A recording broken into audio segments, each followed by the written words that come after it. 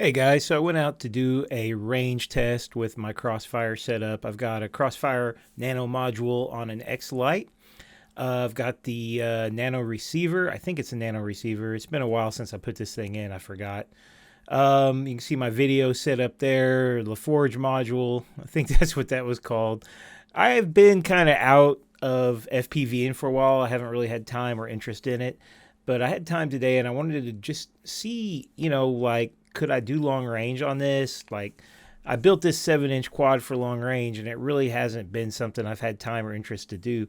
Plus, it just seems so likely that you're going to lose it. And I just, really got tired of looking for drones and losing drones. So I kind of got out of this entire aspect of FPV. Just haven't really had the interest or time for it. But here we go, launching my 7-inch drone.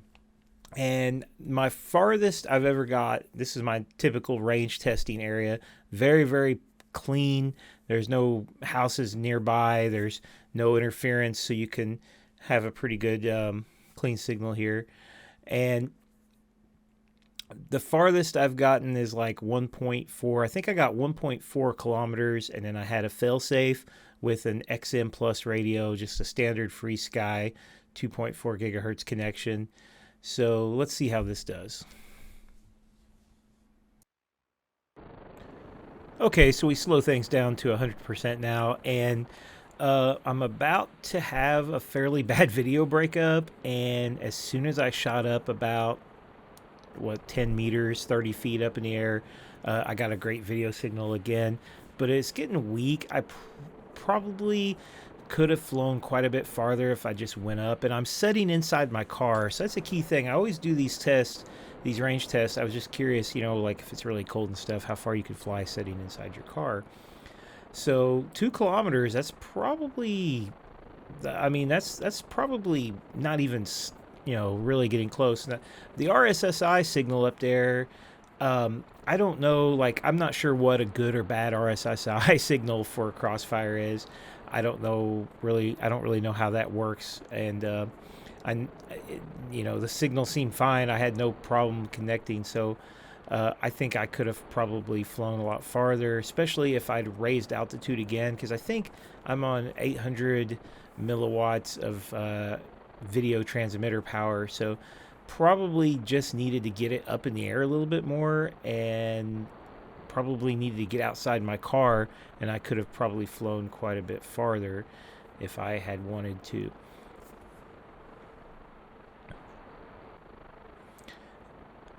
So I had a pretty strong tailwind on the way back, going twice as fast for pretty much the same power. But I was a little concerned about my battery life. I've got I think four cell 1400 pack, 1300 pack, something like that. So I'm definitely pushing the limits of what this battery can do, and I usually stop flying around 14.4, 14.2 volts right now. I usually don't take a battery much past that. So I still had a little ways to go here, but I knew I was fine, and had no problems getting back. So I was pretty excited about how smooth this went. The fact that I never lost GPS signals, so I could pretty much rely on I've got the failsafe set up as GPS rescue mode, which I have used before and seems to work fairly well. So thought this would, now that I knew that I could do this, I might go ahead and try a more dangerous flight up over towards the coal mine. I am so blown away by this the Ratel camera, especially in these kind of light conditions. It's overcast, and it just really, like, the contrast is so good. It has such good dynamic range in these kind of conditions because it looks way more interesting. That sky was way flatter in real life. It looks a lot better, even though it's an analog FPV camera. On a lot of ways, I would prefer to look at this than my GoPro 4 session, which I think always looks really kind of horrible in FPV flights. So I decided to fly over towards an old coal mine here that they have, old strip mine, and if I was to lose a drone here, recovery would be maybe impossible. Definitely trespassing, and if I fell down there, you know, it's going to be gone. So I'm trusting in the return to home and the fact that I've flown it several times and it seems to be fairly stable now. I've had a lot of problems with it though. So didn't really want to push it though. Went out a kilometer, kind of check out the mine, turned around and come back. Nothing too exciting here, but I decided to go on across to the other side of the highway and check out those farms. So you can check out my flight time there, 5 minutes, and I'm at 14.2 volts. You'd think it'd be a good time to land, but these are lithium ion cells. They can go down to 3 volts. You know, I've flown them down to 13, the pack down to 13 volts. I wish I'd made it a 5-volt pack. They're they don't have very much punch, you know, but they're great. The lithium ion cells are great for, I think they have better durability. I think they're great. You know, I've definitely enjoyed them because easily could do 15 minutes flying around, I think, with this thing, especially if you're not going too hard. So at this point before I landed, I wanted to test out the return to home feature. So right about here, coming up right here, I clicked it on. It did exactly what it was supposed to do, return home, and it gained some altitude. And then I took back control, and then I crashed it.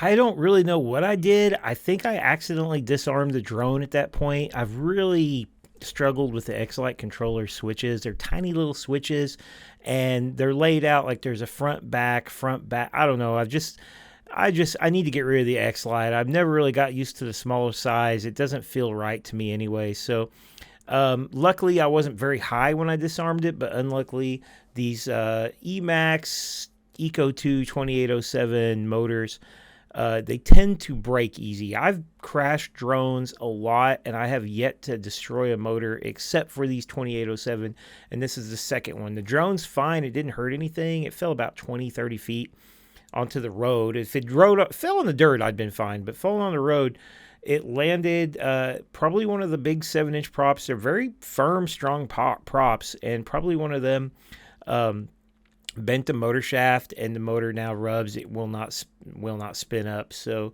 unfortunately, I've got to buy another $16 motor. So the 7-inch drone, just the final thoughts here.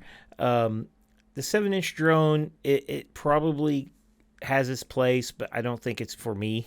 It's too it's very, I think it's very fast, it's fun to fly, it's powerful, but the disadvantages, I mean, that you can fly in a little more wind, and you know, you've got more power and you can carry a little more payload, but I would think I'd be better off with a lighter, maybe just not having it and sticking with 5-inch, because if you think about it, the Crossfire, I went 2 kilometers. Why would you ever want to fly any farther than that? You can go 1.5 kilometers with, you know, you can go a kilometer very safely with just a 2.4 gigahertz. So a kilometer is pretty far away. You can get some pretty good distance, and you know, come back with a standard 5-inch drone or smaller. So I don't know. The 7-inch probably has its place, but it's not something I need. All right, see you guys.